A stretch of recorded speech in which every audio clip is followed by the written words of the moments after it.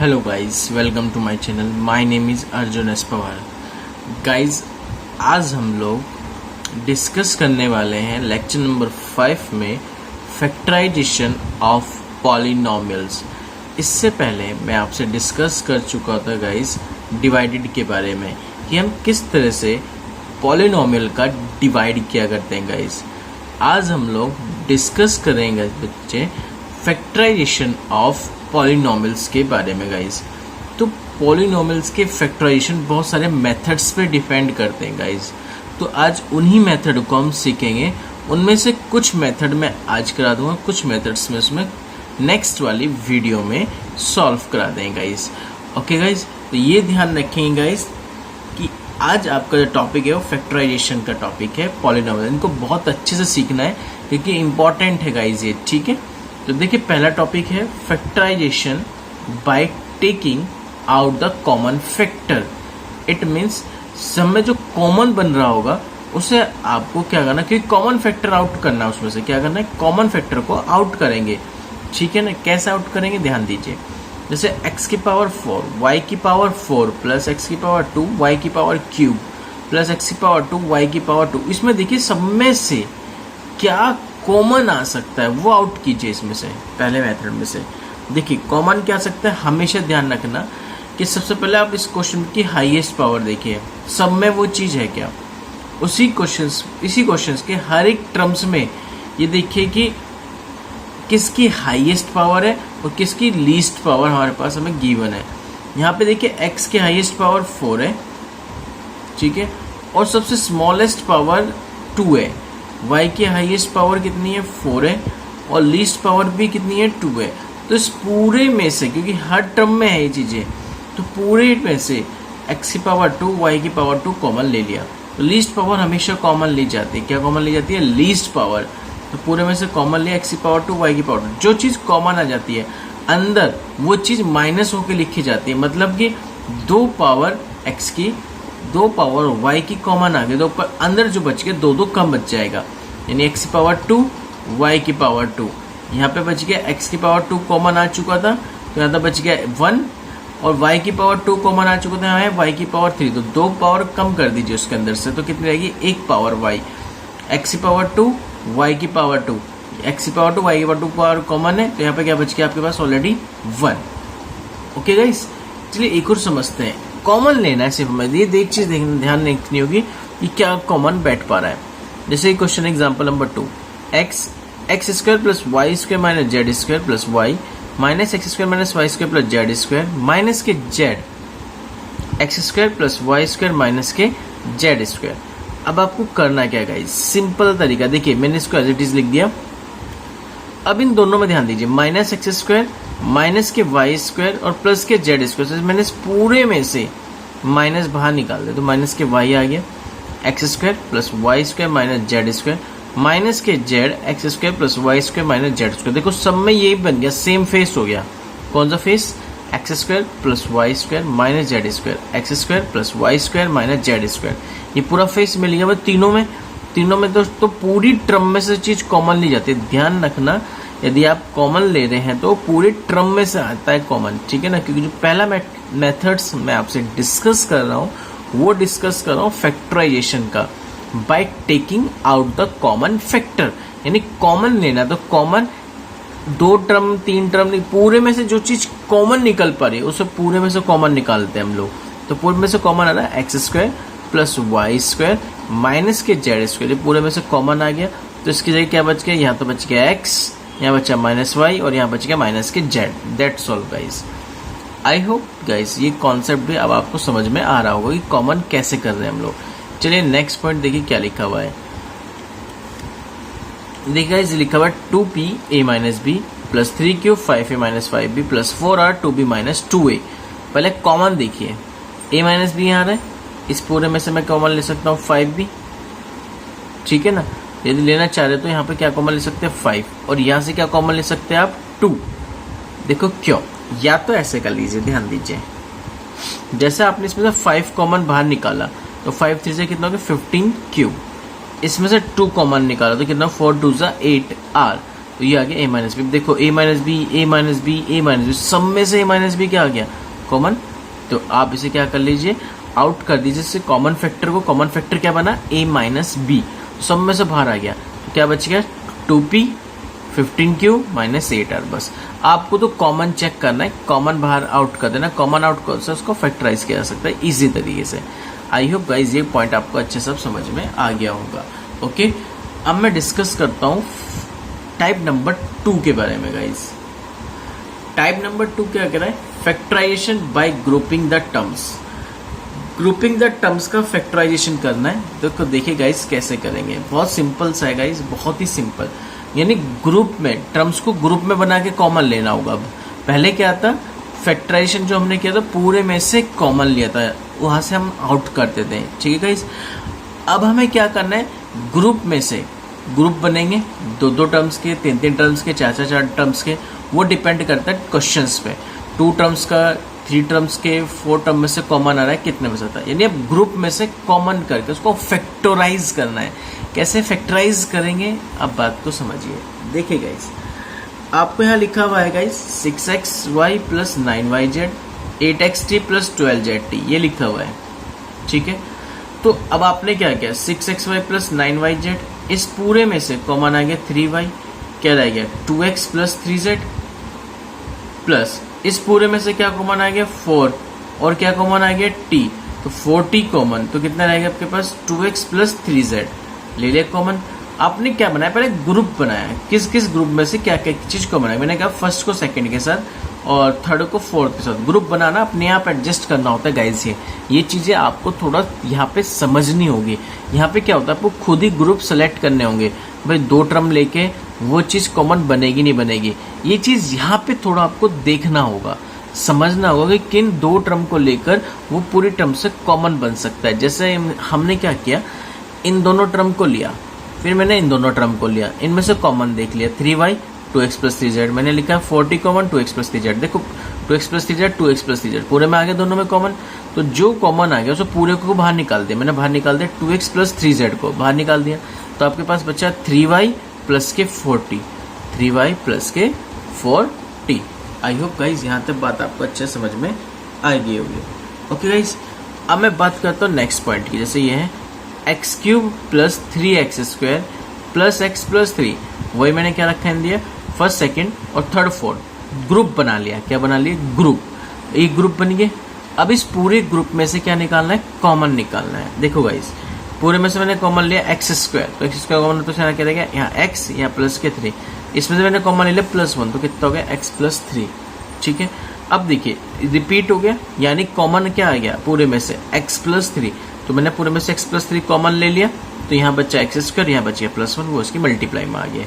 तो गाइस समझ पा रहे हैं ना, ये है आपके पास factorization by grouping the terms, यानी ग्रुप बनाकर उसमें से पूरे में से कॉमन लेना। और ग्रुप कैसे बनाना है ये थोड़ा समझना पड़ता है, देखना पड़ेगा आपको कि हम कैसे उस चीज को ग्रुप बना के कॉमन ले सकते हैं। ठीक है गाइज, इंपॉर्टेंट एग्जाम्पल है गाइज ये वाला, x square plus 1/x square plus के 2 माइनस के 2x माइनस 2/x। इंपॉर्टेंट है गाइज, ध्यान से समझेंगे।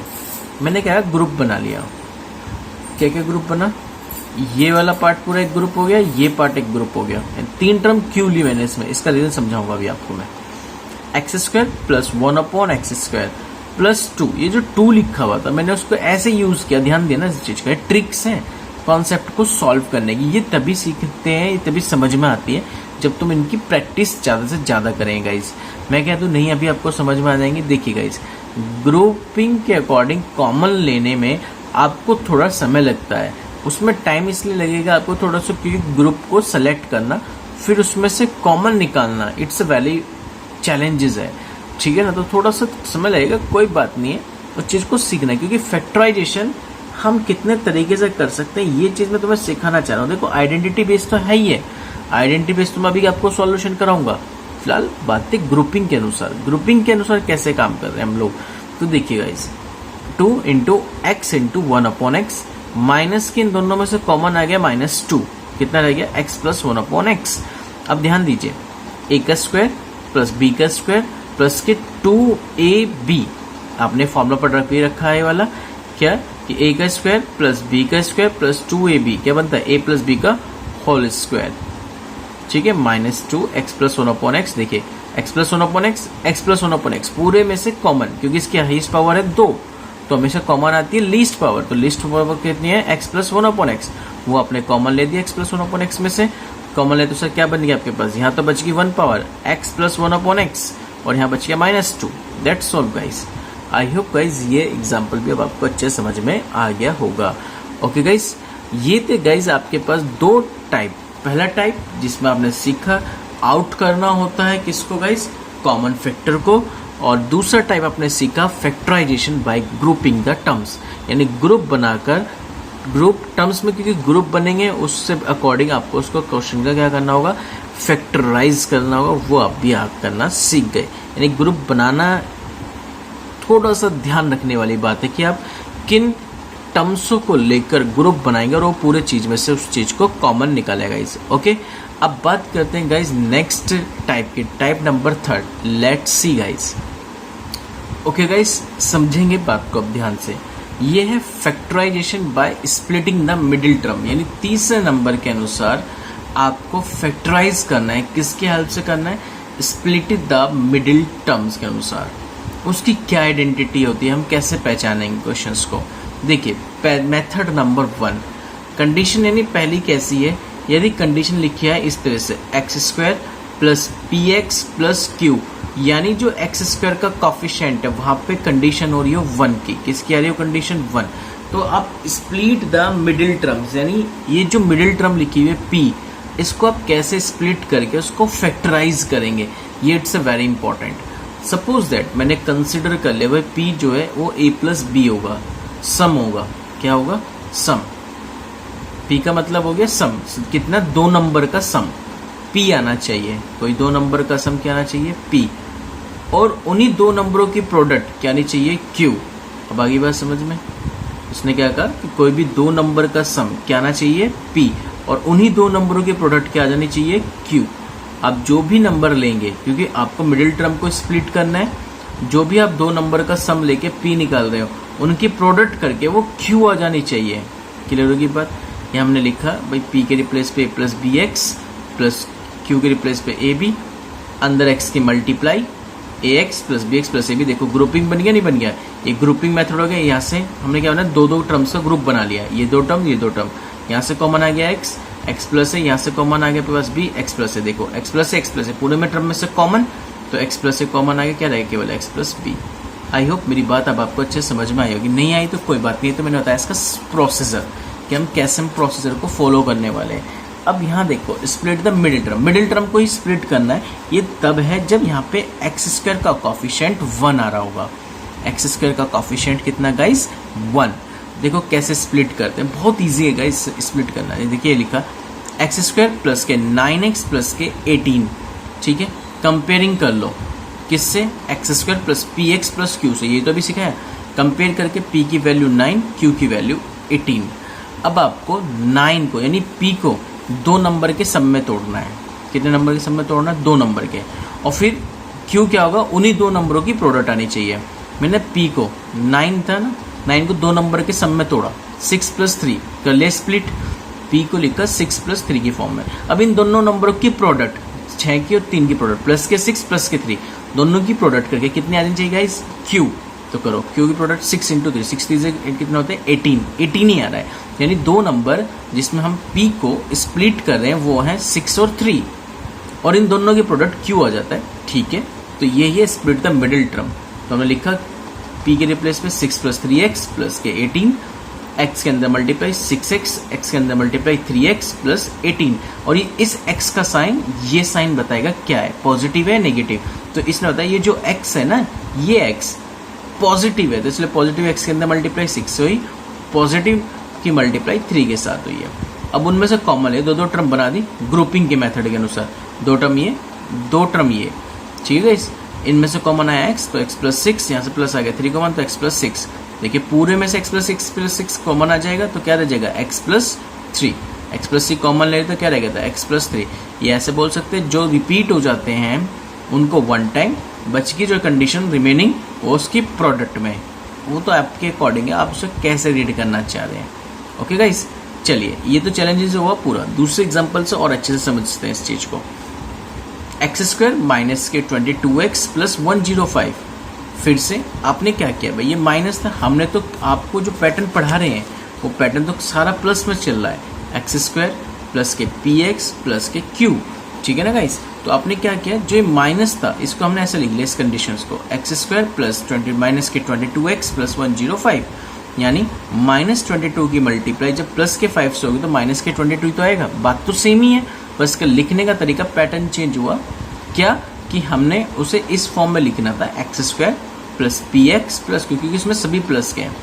कंपेयरिंग कर लो, कंपेयरिंग करो तो p की वैल्यू -22, q की वैल्यू 105। अब आपको p को स्प्लिट करना होगा मिडिल टर्म को। मिडिल टर्म तो p है, p को स्प्लिट कीजिए, जिसमें दो नंबर का सम तो माइनस के 22 आ जाए और उन दोनों की प्रोडक्ट 105 आ जाए। तो इसने क्या किया, p को खुद ही आपको सोचना है स्प्लिट कैसे करना है। p को मैंने स्प्लिट किया -15 -7 में। यदि मैं दोनों का सम करूँ, देखो माइनस की 22 आ गया, और यदि मैं -15 -7 की प्रोडक्ट कर दूं तो आई हो 105। क्लियर होगी बात। तो स्प्लिट किसको करना, p को करना है। ऐसे दो कंडीशन में करना है तो सम तो वही आ जाए जो p का है, पर उन दोनों की प्रोडक्ट विद साइन ध्यान रखना q आ जाए। ठीक है गाइस। तो p को मैंने लिखा -15 -7, मैंने p को ब्रेक कर दिया, x square plus -15 -7 into x plus 105। x के इनसाइड मल्टीप्लाई माइनस के 15x माइनस के 7x प्लस 105। इन दोनों से कॉमन आ गया गाइस x, तो आपके पास बचा x -15। इन दोनों से कॉमन आ गया -7, आपके पास आ गया x -15।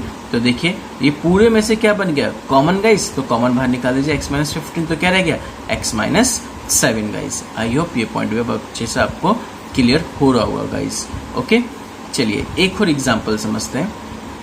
वाई स्क्वायर माइनस के 20y माइनस के 125, उसको फॉर्म में क्या लेना है, यहाँ पे सब में एक चीज़ देखिए कॉमन। मैंने आपको एक बात बताई है, सब में एक्स स्क्वायर चाहे वाई स्क्वायर पढ़ रहे हो आप लोग, क्वेश्चन कोई सा भी ले रहे हो, इनमें सब में इन सब का कॉफिशेंट, स्क्वायर का कॉफिशेंट 1 आ रहा होगा। ठीक है, इसलिए आप कंपेयरिंग किससे करते हैं, एक्स स्क्वायर प्लस के px प्लस के q से। अब ये देखिए माइनस माइनस है तो इस माइनस को हमने ऐसे एडजस्ट किया, प्लस -20y माइनस 125। कंपेयरिंग, अब y में आ गया वेरिएबल तो y से कंपेयरिंग, x का वेरिएबल था तो x से कंपेयरिंग तो था, अब y का वेरिएबल है तो y के अनुसार कंपेयरिंग। जहाँ आप ये लिख रहे थे ना x square plus px plus q, तो जहाँ पे x था तो वहाँ पे x से कंपेयरिंग, अब x के रिप्लेस पे आ गया y, तो सेम यही रूल फॉलो होगा, लेकिन x के रिप्लेस पे y यूज कर देंगे। तो p की वैल्यू -20, q की वैल्यू -125। अब p को स्प्लिट करना है मिडिल टर्म को, क्योंकि p है मिडिल टर्म, इसको स्प्लिट करना है दो नंबर के सम में। अब -20 को हमने लिख लिया -25 प्लस के 5। अब इन दोनों का सम तो -20 तो आ गया, क्या इन दोनों की प्रोडक्ट माइनस के 125 आ रही है, यस, q गेट हो जाएगा। ठीक है ना।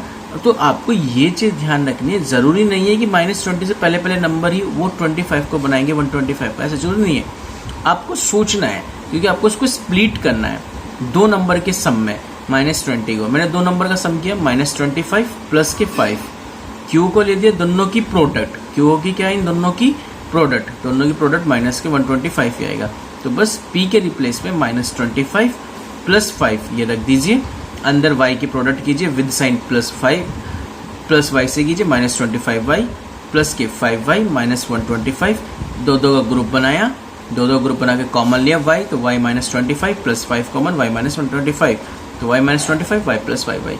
एक चीज़ हमेशा ध्यान रखेंगे, जो भी आप कंडीशंस बनाएंगे फैक्टराइजेशन की, बस उसको एक चीज़ हमेशा ध्यान रखना है, वो फैक्टर जो आप स्प्लिट द मिडिल टर्म करेंगे, यानी p को जो स्प्लिट द मिडिल टर्म करेंगे, वो चीज़ याद रखना। उसमें ज़रूरी नहीं कि दोनों साइन आपको प्लस लगाने पड़े, ज़रूरी साइन नहीं है कि दोनों नेगेटिव लगाने पड़े। ऐसे भी हो सकता है जब आप split the middle term sign कर रहे हो तो उसमें एक साइन पॉजिटिव हो सकता है और एक साइन नेगेटिव हो सकता है। It's a very important line guys, मैं समझा रहा हूँ, इस बात को बहुत ध्यान से समझिए।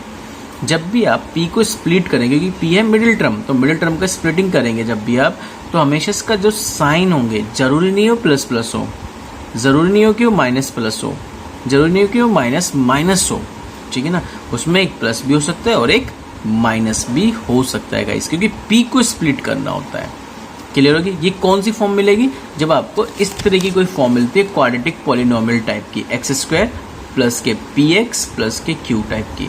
ये क्वाड्रेटिक पॉलिनोमियल टाइप की आपको जब कंडीशन मिलेगी तो आपको पी को ऐसे दो नंबर के सम में ब्रेक करना है, ठीक है ना, जिससे कि सम करने पर पी आ जाए और प्रोडक्ट करने पर क्यू आ जाए। उन्हीं दो नंबरों की जिसमें आप स्प्लिट करोगे, उन्हीं दो नंबरों की करनी, ध्यान रखना, with sign, with sign. I hope guys अब आपको मेरी बात समझ में आ गई होगी। आपको खुद चेक करना होता है, जब आप इन नंबरों को स्प्लिट करते हो तो चेक ये करना होता है कि भाई सम करके देख लो, क्या विद साइन वही आ रहा है जो लिखा हुआ है, ठीक है, क्या उन दोनों की प्रोडक्ट करके वही आ रहा है जो विद साइन हमें दे रखा है। हमें विद साइन चेक करनी होती है गाइज। आई होप गाइज ये पॉइंट भी आपको अच्छे से समझ में आ गया होगा। अब गाइज ये है कि यदि एक्स स्क्वायर का कोफिशिएंट 1 ना होकर यहाँ कुछ और हो जाए रिक्वायरमेंट में, तो फिर हम कैसे उस क्वेश्चंस को डील करेंगे, आइए गाइज समझते हैं। Let's see guys. देखिए गाइज, अब यहाँ पे एक्स स्क्वायर का कोफिशिएंट 1 नहीं है क्वाड्रेटिक पॉलिनोमियल, बट ये एक्स स्क्वायर कोफिशिएंट 1 ना होगा, कुछ ना कुछ जरूर गिवन होगा। ये लिखा हुआ a x square plus b x plus c वाली फॉर्म का मेथड।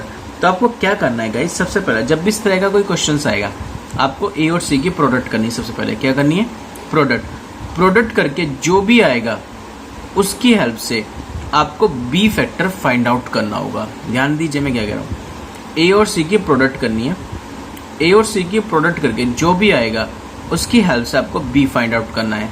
या पहले इन दोनों की प्रोडक्ट कर लीजिए, जो भी आ गया उसे क्यू बोल दीजिए। क्या बोल दीजिए उसे, क्यू। तो बी बन गया आपके पास पी, यानी अब क्यू क्या होगा, क्यू होगा ए और सी की प्रोडक्ट, और पी क्या होगा, बी। आपको पी को ऐसे दो फैक्टराइज के सम में ब्रेक करना है, और जिस सम में ब्रेक करेंगे उन दोनों की प्रोडक्ट करके क्या आ जाना चाहिए, ए और सी की प्रोडक्ट। समझ में आई बात या नहीं क्लियर हुई है, ठीक है ना। मैं क्या समझाना चाह रहा हूँ, कुछ बात को समझने की कोशिश कीजिए।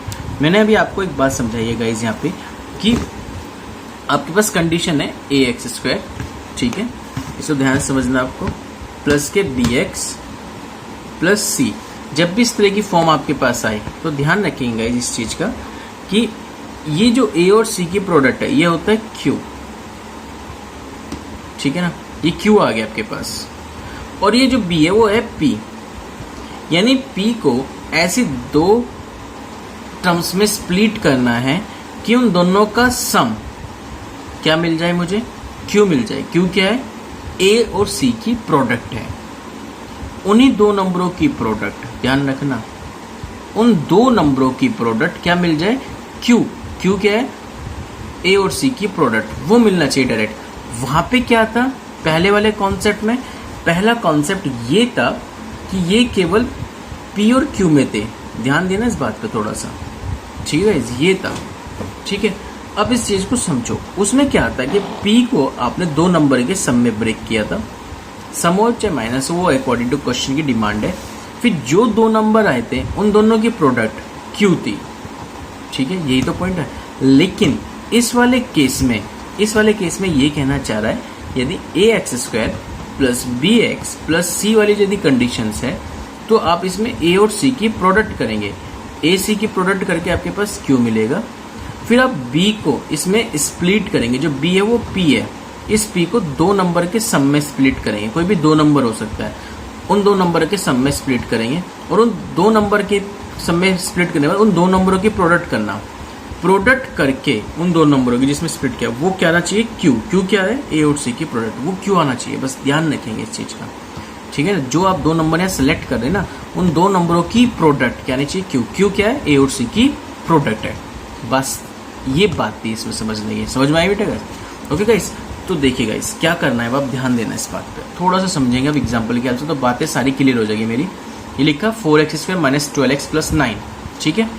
अब आपने क्या किया, 9 की पहले से आपने सही फॉर्म में लिखा 4x square plus minus 12x plus 9। अब आपने क्या किया, 4 की 9 से प्रोडक्ट करी, क्योंकि कंपेयरिंग करेंगे ए x square plus b x plus सी से। ए की वैल्यू 4, बी की वैल्यू माइनस 12, सी की वैल्यू 9, कंपेयर हो गई। फिर ए और सी की प्रोडक्ट करी, 4 इंटू 9 कितना आ गया 36, यानी क्यू। और b क्या है माइनस के 12, ठीक है ना। अब b को ऐसे दो नंबर के सम में ब्रेक करो जिनकी प्रोडक्ट 36 आ जाए यानी q आ जाए। तो आपने b को स्प्लिट किया minus six minus six minus six minus six minus के 12, लेकिन इस माइनस सिक्स की प्रोडक्ट प्लस के 36 आ जाएंगे अपने आप। तो इट मीन्स अब आपको करना क्या है, बस -12 की जगह 4x² प्लस -12 की जगह -6 x प्लस के 9 हो गए। माइनस के अंदर मल्टीप्लाई करें क्योंकि प्लस के x है, अंदर मल्टीप्लाई करेंगे तो माइनस के 6x प्लस 9। दो का ग्रुप बनाना है ग्रुपिंग मेथड के अनुसार, ग्रुपिंग के अनुसार दो कॉमन फैक्टर है कि 2x कॉमन, 2x माइनस 3, यहाँ से क्या कॉमन आ गया इस पूरे में से, माइनस के 3 कॉमन आ गया। तो क्या बच गया 2x minus 3, 2x minus 3, 2x minus 3 common, क्या रह गया 2x माइनस 3, तो यानी 2x minus 3, 2x minus 3। I hope guys समझ में आ गई होगी मेरी बातें, मैं आपको क्या समझाने की कोशिश कर रहा था इस वाले कॉन्सेप्ट में, ये आपको इजी भी लगेगा गाइस। देखिए नेक्स्ट एग्जांपल में समझते हैं। 9y² माइनस के 4y माइनस के 13, पहले इसको सही फॉर्म में लिख लिया। 9y² जो माइनस था उसको अंदर एडजस्ट कर दिया बाहर प्लस करते हुए, प्लस माइनस के 4y माइनस के 13, देख लिया प्लस और माइनस के मल्टीप्लाई माइनस ही तो आएगा, कोई ट्रबल नहीं है। Comparing ay² plus by plus cy, देख लीजिए वेरिएबल किस में y में, तो कंपेयरिंग y से कर लीजिए। वेरिएबल x का हो तो x के अनुसार कंपेयरिंग, इसमें कोई ट्रबल लेने की बात नहीं है गाइस, ठीक है ना। तो a की वैल्यू 9, b की वैल्यू -4, c की वैल्यू -13, a और c की प्रोडक्ट कर दीजिए 9 इंटू -13 माइनस के 117, प्रोडक्ट होगा कि q। अब मेरा q से कोई मतलब नहीं, मेरा मतलब है b से, ये जो b लिखा हुआ है माइनस के 4 लिखा हुआ है, ठीक है ना। अब मुझे इस -4 को स्प्लिट करना ऐसे दो नंबर के सम में जिनका सम तो आ जाए -4 पर प्रोडक्ट कितनी आ जाए, प्रोडक्ट आ जाए माइनस के 117। तो देखो आपको करना क्या है भाई, b मुझे चाहिए -4, ठीक है ना। इसको दो नंबर के सम में ब्रेक करना है। यदि मैं इसे -13 और 9 में ब्रेक कर दूं, इन दोनों को ऐड करूं तो -13 प्लस 9 कितना आएगा आपके पास गाइस 4, और यदि मैं इन्हीं की प्रोडक्ट कर दूं -13 इंटू 9 की तो -117, तो यानी q भी मिल गया मुझे और मुझे उन दो नंबर का सम भी मिल गया जो -4 आपको गिवन होगा। अब ओके, तो यानी अब आप क्या कर सकते हैं, इस स्प्लिट द मिडिल टर्म में b को आपने स्प्लिट कर दिया -13 और 9 की फॉर्म में, -13 प्लस 9 इंटू y माइनस के 13, y के अंदर multiply -13y plus 9y minus के 13। अब आपको करना क्या है, इन दोनों में से कॉमन आ गया y, 9y माइनस के 13, इन दोनों में से कॉमन आ गया +1, 9y माइनस के 13। तो बस गाइस 9y माइनस 13 और y प्लस 1, क्योंकि ये कॉमन आ गया पूरे में से 9y माइनस 13, क्या बच गया y plus 1। That's all guys. तो आई होप गाइस ये स्प्लिट द मिडिल टर्म्स के दोनों मेथड आपको क्लियर होंगे। देखिए गाइस इस पर प्रैक्टिस करेंगे आप काफ़ी, मैं इस पर आज प्रैक्टिस शीट के क्वेश्चन शेयर भी करूंगा आपको, ठीक है गाइस। इसको बहुत ध्यान से समझना गाइस, ठीक है ना। यदि कोई डाउट्स है तो आप मुझसे डिस्कस कर सकते हैं कमेंट बॉक्स में, ठीक है गाइस। वीडियो को दोबारा देखना यदि समझ में नहीं आया होगा तो कॉन्सेप्ट को, तो उम्मीद है कि तब आपके सभी कॉन्सेप्ट अच्छे से क्लियर हो गए होंगे guys. Okay guys, thank you so much, आज के लिए इतना ही गाइस। नेक्स्ट वीडियो में नेक्स्ट वाले मेथड्स को सॉल्व करेंगे guys. Okay guys, thank you so much.